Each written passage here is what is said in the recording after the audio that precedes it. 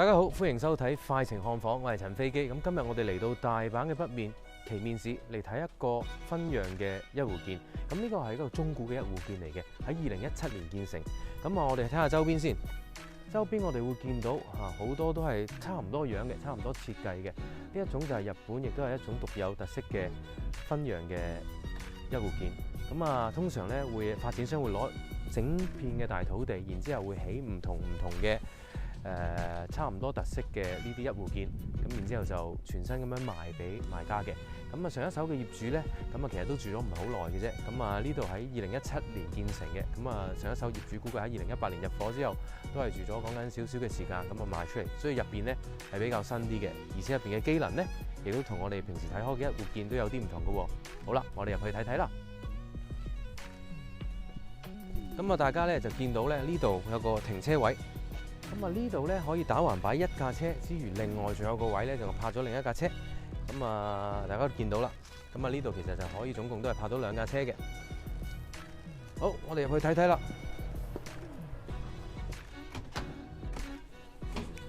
咁入到嚟玄關嘅位置先見到玄關呢度左邊有道門喎。等等，呢度一個可以行入去嘅細細啲嘅儲納室。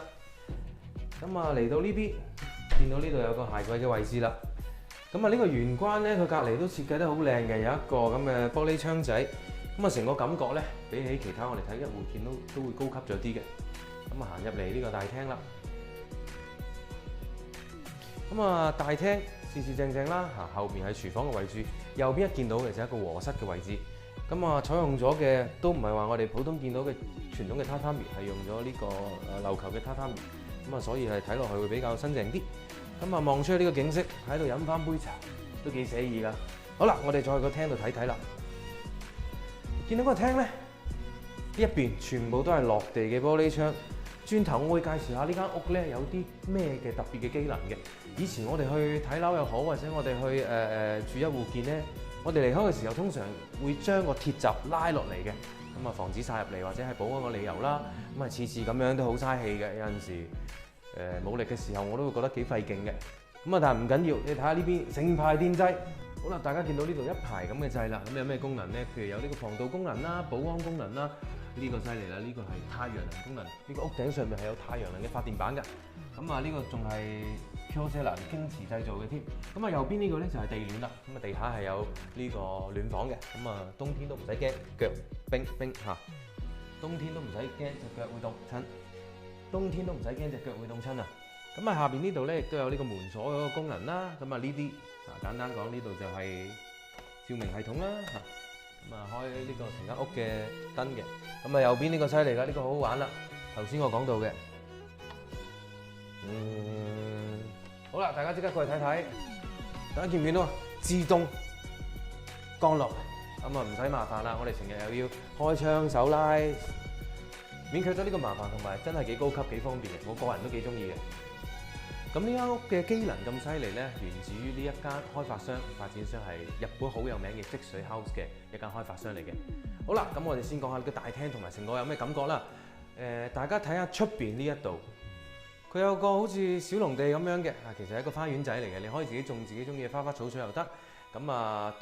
都幾大嘅活動空間嘅，因為呢個土地有成160平方米嘅。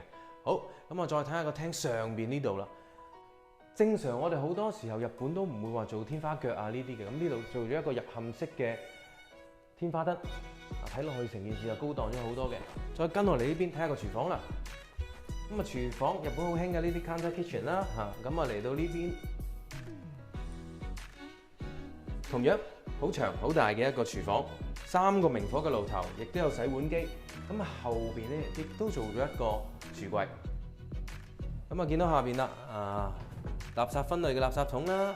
上面呢度亦都有呢個放電飯煲啦、微波爐㗎啦。因為上面呢度係可以吸濕嘅。呢邊亦都有櫥櫃，上邊亦都有2個櫥櫃嘅。最犀利嘅就嚟到呢邊，呢邊有個位可以入去另一個地方喎。見到呢排櫃，大家估係擺咩嘅咧？跟我入嚟睇睇啦。冇錯啦，呢度就係浴室前嘅洗面台啦。相信嗰度都可以擺下啲浴室用品之外，亦都可以擺其他唔同嘅即係洗浴用品嘅。呢度嘅洗面台由於係2017年做嘅關係咧，呢度都係比較算係新款式嘅。咁啊，入邊就係浴室啦。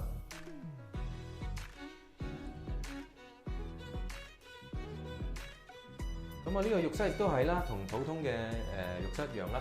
咁啊，佢多咗亦都有乾燥、暖房同埋涼風換氣嘅功能嘅。一般咧，好似我哋之前講過嘅，如果你唔想晾衫喺出邊嘅話，擺喺入邊撳乾燥功能，啲衫就會乾噶啦。咁啊，呢度有個好得意嘅係咩嚟嘅咧？就係俾你可以插啲竹或者係插啲我哋可以喺日本嗰啲 home center 度買支缸，咁啊可以喺度吊下衫啊嗰啲掛喺入邊都得嘅。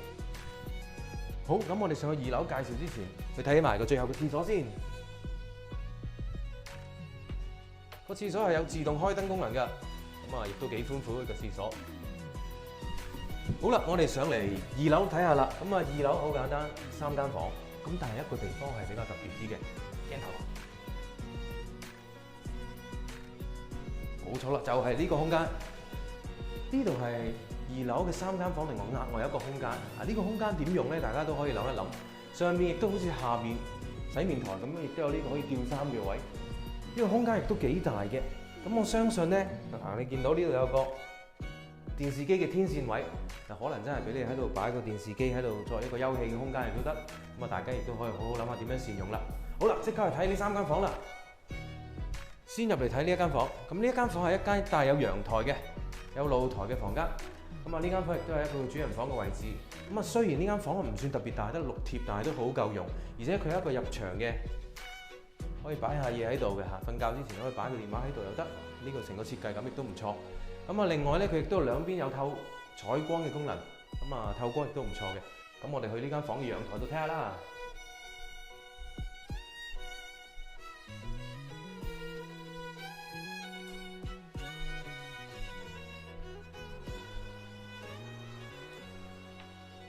作為一間主人房，就梗係要一個步入式嘅衣櫃啦。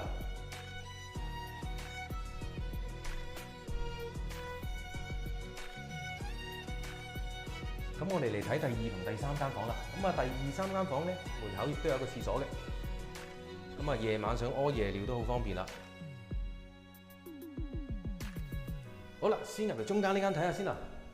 中間呢間房兩邊都有窗嘅。咁啊，而且亦都有個小嘅衣櫃。咁啊，雖然唔係話十分之大，但係都幾四正，擺張雙人床喺度都冇問題。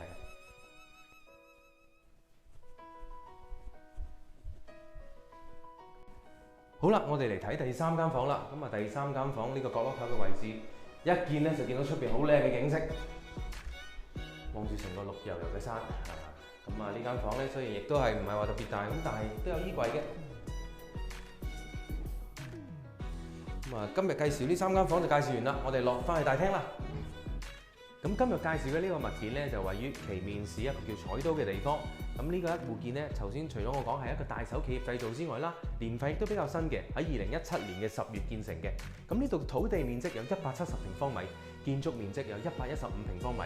咁啊，周邊附近咧步行10分鐘內已經可以到中小學、超市、便利店。咁啊，而且揸車出去市中心咧，亦都相當之快嘅，算係幾有便利㗎。有冇諗過喺繁忙大都市工作嘅你，偶爾都想走入呢種清幽嘅感覺呢？呢度俾到你啦，佢離市中心，第一唔係遠，第二佢周邊俾你有生活嘅感覺。各位朋友，今日嘅房源唔知你中唔中意呢？記住關注我哋，俾個 like 我哋，下次帶大家睇更多更有趣、更有特色嘅房啦。拜拜。